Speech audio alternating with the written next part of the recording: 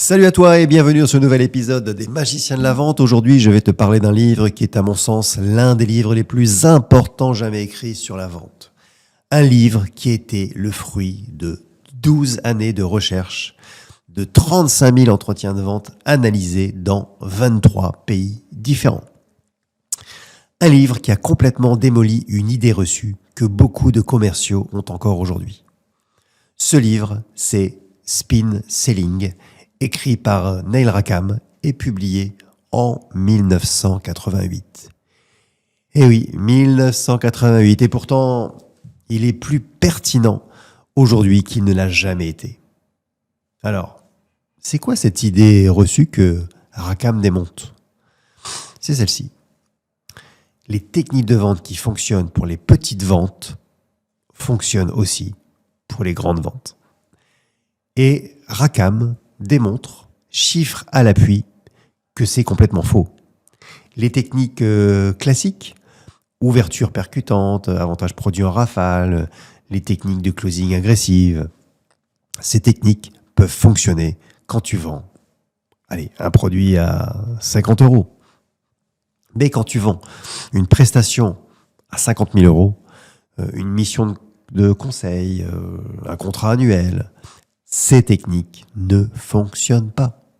D'ailleurs, elles font même fuir tes prospects.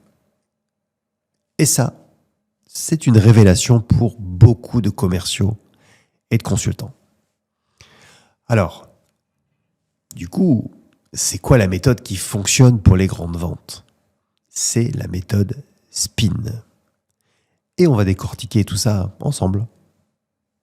Allez, tu me suis ? Avant de te parler de la méthode, il faut que tu comprennes comment ce livre est né. Neil Rackham, c'est un chercheur en comportement, pas un vendeur en fait, un chercheur. Et dans les années 70, la société Xerox, le géant de la photocopie, lui confie une mission. Analyser ce que font les meilleurs vendeurs différemment des vendeurs moyens.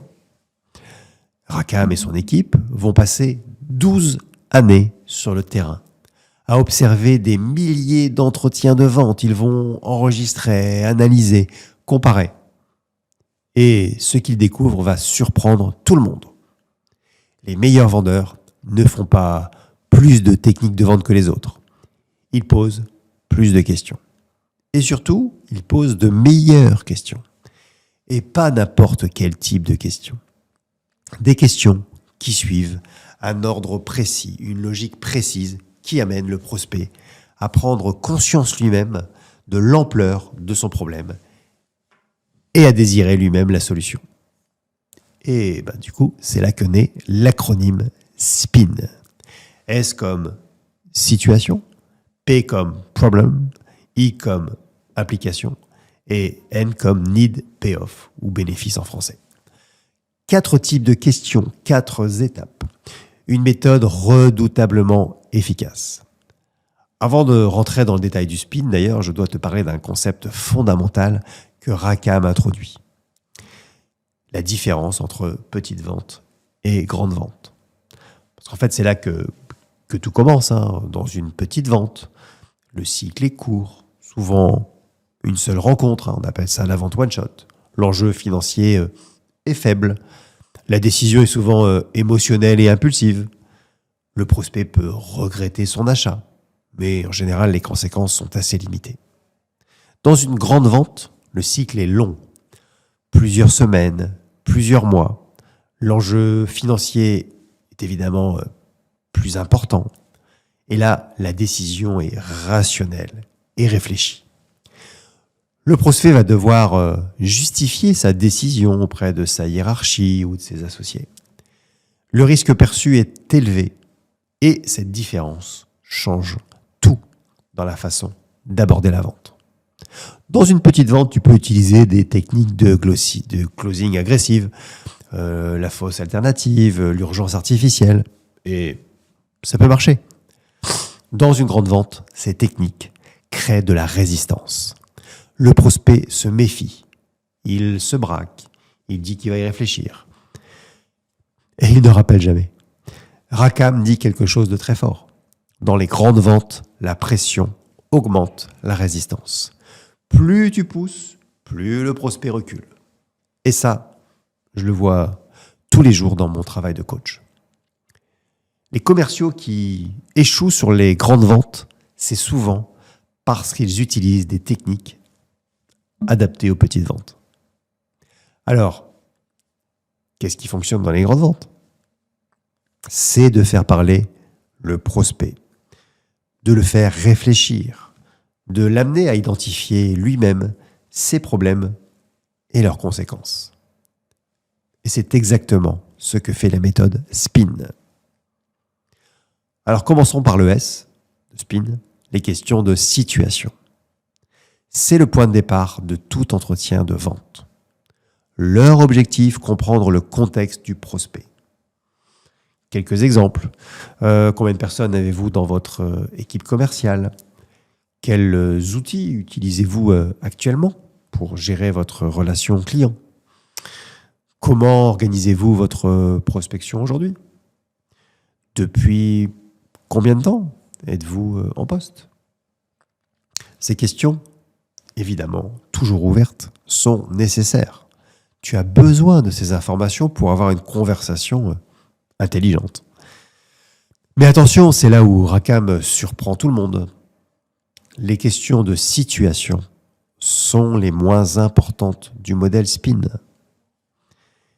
Et les vendeurs débutants en posent beaucoup trop. Alors, pourquoi c'est un problème? Parce que les questions de situation n'intéressent que toi. Pas le prospect. Le prospect connaît déjà sa situation.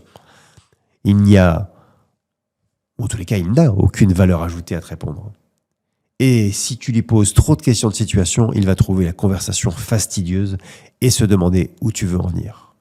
Encore plus aujourd'hui à l'ère de Internet et de ChatGPT ou de l'IA. Rackham a mesuré ça dans ses études. Les vendeurs qui posent le plus de questions de situation ont les taux de succès les plus faibles dans les grandes ventes. Alors, évidemment, tu dois en poser, mais rapidement et efficacement. Et surtout, prépare-les à l'avance en faisant des recherches sur ton prospect avant le rendez-vous. LinkedIn, site web, actualité de l'entreprise. Tu peux utiliser Perplexity. Bref, tu pourras éviter du coup beaucoup de questions de situation basiques. Si en tous les cas tu fais tes devoirs avant. Ensuite le P avec ces questions de problèmes. C'est là que ça commence vraiment à devenir intéressant. Leur objectif, identifier les difficultés, les insatisfactions, les frustrations du prospect. Voici peut-être quelques exemples. Quelles sont les principales difficultés que vous rencontrez aujourd'hui dans votre processus de prospection? Qu'est-ce que vous pensez de vos taux de conversion actuels? Quelles sont les frustrations de votre équipe au quotidien? Quelles sont les situations où votre processus actuel vous met en difficulté? Ces questions sont beaucoup plus puissantes que les questions de situation. Pourquoi? Parce qu'elles engagent le prospect, elles lui font réfléchir, elles créent une conversation à double sens. Et surtout, et c'est fondamental, un prospect qui exprime un problème est un prospect qui a potentiellement un besoin. Mais voilà, le point clé que Rackham soulève, exprimer un problème ne suffit pas pour déclencher une décision d'achat dans une grande vente. Pourquoi? Parce que les gens vivent avec leurs problèmes. Ils s'y habituent. Ils les minimisent. Tu as sûrement déjà vécu ça. Tu parles à un prospect, il reconnaît qu'il a un problème, mais il dit oui, mais bon, ça fonctionne bien comme ça. Ça fait des années, on s'y est adapté. Ou alors, c'est pas notre priorité numéro 1 en ce moment. Ben là, du coup, t'es bloqué. Parce que le problème est identifié, mais il n'est pas suffisamment douloureux pour justifier une décision. C'est là qu'intervient la troisième catégorie de questions. Et c'est surtout là que la magie opère vraiment. Les questions d'implication sont, évidemment selon Rackham, les questions les plus puissantes de la méthode SPIN. mais c'est aussi les plus difficiles à maîtriser. Leur objectif, amplifier le problème en explorant ses conséquences et ses implications.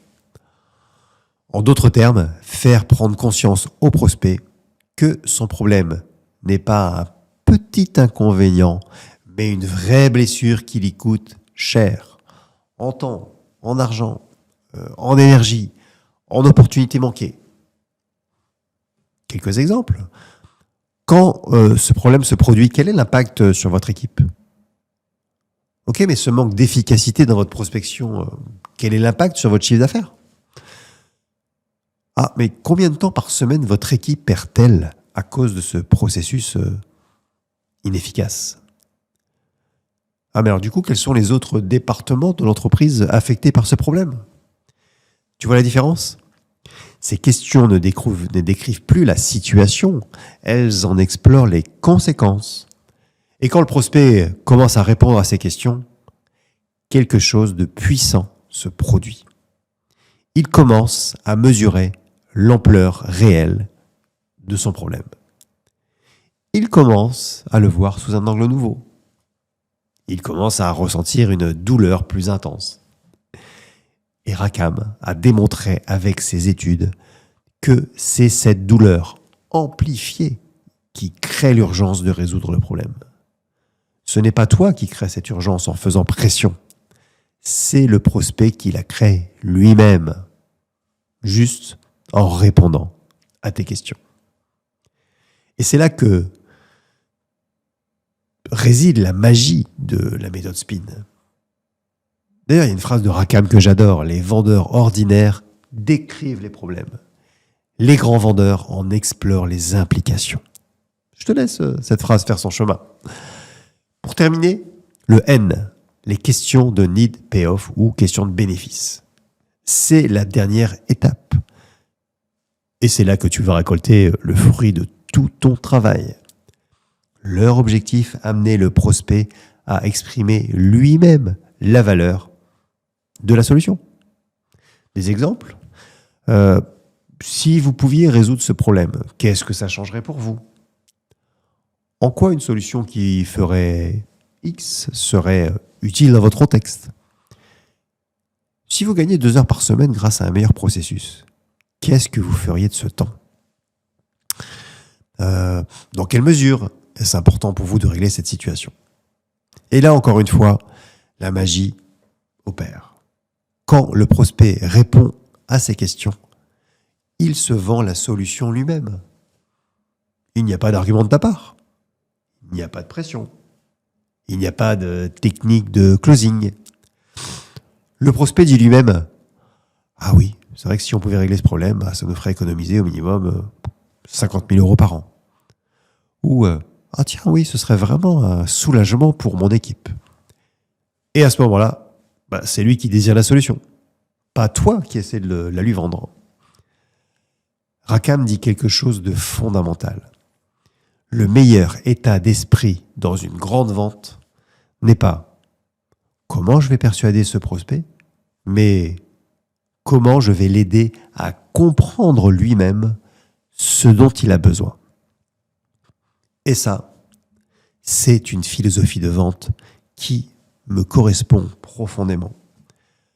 Parce que la vente n'est pas une bataille entre le vendeur et le prospect.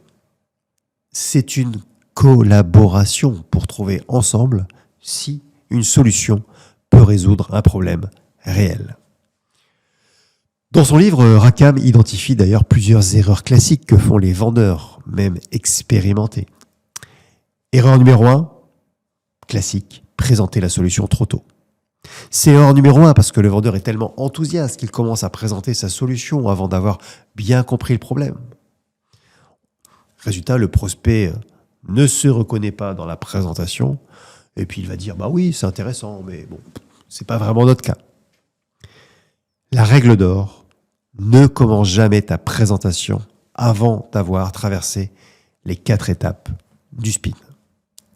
Le prospect doit d'abord avoir exprimé ses problèmes et leurs implications. Erreur numéro 2, trop parler des caractéristiques du produit. Rackham fait une distinction brillante entre caractéristiques, avantages et bénéfices. Une caractéristique, c'est ce que fait ton produit ou service. Notre logiciel traite 1000 données par seconde. Un avantage, c'est pourquoi c'est bien en théorie, ce qui vous permet de gagner du temps. Et un bénéfice, c'est qu'est-ce que ça apporte spécifiquement à ce prospect en lien avec ses problèmes. Ce qui, dans votre cas, vous permettra d'éliminer le processus manuel qui prend 3 heures à votre équipe chaque semaine. Les vendeurs ordinaires parlent de caractéristiques, les bons vendeurs parlent d'avantages. Les meilleurs vendeurs parlent de bénéfices, en lien direct avec les problèmes et implications identifiés pendant l'entretien SPIN. Moi, j'appelle ça à faire le perroquet intelligent. Erreur numéro 3, utiliser des techniques de closing agressives. Rackham l'a mesuré. Dans les grandes ventes, les techniques de closing classiques, l'alternative forcée, le maintenant ou jamais, la pression artificielle, réduisent le taux de succès. Pourquoi ? Parce qu'elles créent de la méfiance. Le prospect se sent manipulé. Et dans une grande vente, la confiance est primordiale. La bonne approche, si tu as bien fait ton travail, avec le SPIN, le closing vient naturellement. Le prospect dit lui-même qu'il va avancer. Tu n'as même pas besoin de le pousser. Erreur numéro 4, négliger les objections. Rackham dit quelque chose de contre-intuitif sur les objections. Les meilleures façons de les gérer, c'est de les éviter. Comment ? Tu l'as compris, en faisant un meilleur travail de découverte avec le SPIN. Les objections surviennent souvent parce que le vendeur a présenté la solution trop tôt, avant que le prospect soit prêt.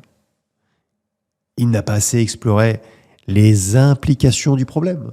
Alors, si le prospect est vraiment convaincu que son problème est sérieux et que ta solution peut l'aider, les objections seront forcément beaucoup moins nombreuses.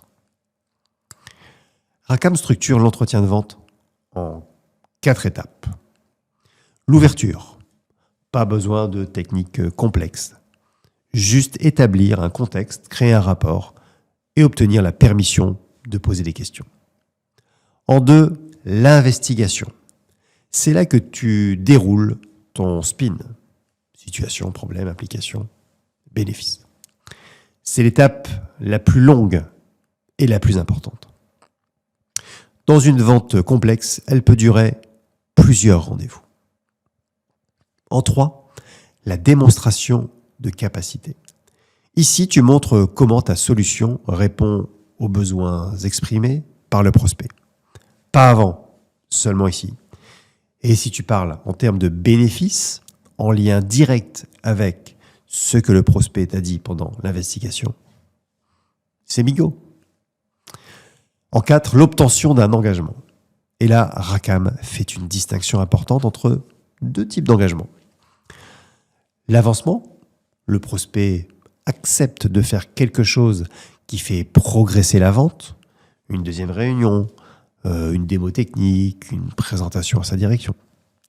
Et en 2, la continuation. Le prospect dit « c'est très intéressant, mais je vais y réfléchir ». Et là, la vente est en réalité au point mort. Le but de chaque rendez-vous n'est pas forcément de signer, c'est d'obtenir un avancement concret. Alors, tu te demandes peut-être comment appliquer tout ça dans ton contexte quotidien. Alors, je vais te donner quelques petits conseils pratiques. Prépare tes questions à l'avance, avant chaque rendez-vous. Prépare une liste de questions pour chaque catégorie SPIN. Évidemment, alors pas pour les réciter mécaniquement ou pour les lire devant ton client, mais pour avoir des munitions si la conversation stagne. Commence toujours par le problème. Si tu as bien fait tes recherches avant le rendez-vous, tu peux minimiser les questions de situation et aller directement vers les questions de problème. Ça montre que tu as fait tes devoirs, que tu as préparé le rendez-vous et ça rend la conversation plus engageante.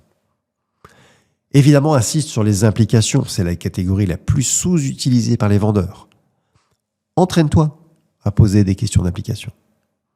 Et ça, quel impact ça a sur est-ce que ce problème affecte aussi voilà. Si la situation continue, qu'est-ce que ça signifie pour... Bref, laisse le prospect se vendre lui-même la solution. Résiste à l'envie de présenter ta solution avant que le prospect ait exprimé ses besoins. Sois patient. Plus tu explores les applications, plus le prospect sera prêt à entendre ta solution. D'ailleurs, moi je dis souvent, les mauvais vendeurs ont réponse à tout et les bons vendeurs ont question à tout. Alors ce que tu dois retenir, c'est qu'est-ce qu'on retient quand on fait du spin selling? 3 idées fortes. Les techniques classiques de vente, en tous les cas, ne fonctionnent pas dans les grandes ventes. Plus ton enjeu est élevé, plus tu dois être dans l'écoute et la question plutôt que dans l'argumentation et la pression. En 2, les questions d'application sont la clé. Ce sont elles qui amplifient le problème et créent l'urgence de résoudre.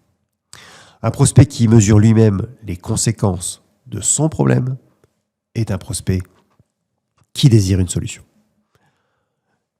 En 3, tu l'as compris, le meilleur commercial n'est pas celui qui parle le mieux, c'est celui qui écoute le mieux et qui pose les meilleures questions. Je terminerai avec cette citation de Rackham. La vente n'est pas l'art de persuader les gens d'acheter ce dont ils n'ont pas besoin, c'est l'art de les aider à comprendre ce dont ils ont vraiment besoin. Je te laisse réfléchir à cette phrase. Alors, ta mission de la semaine, après avoir écouté cet épisode, prépare 3 questions pour chaque catégorie spin avant ton prochain rendez-vous.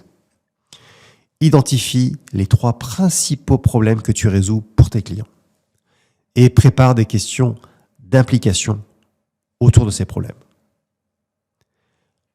En 3, dans ton prochain rendez-vous, compte le temps que tu passes à parler versus le temps que tu passes ton prospect à parler. Ce que tu passes avec ton prospect à parler, pardon. Et si tu parles plus de 40% du temps, tu parles trop. Alors, comme d'habitude, si tu as aimé cet épisode, n'hésite pas à commenter, repartager et évidemment à t'abonner. Et je te dis à très bientôt dans un nouvel épisode des Magiciens de la Vente.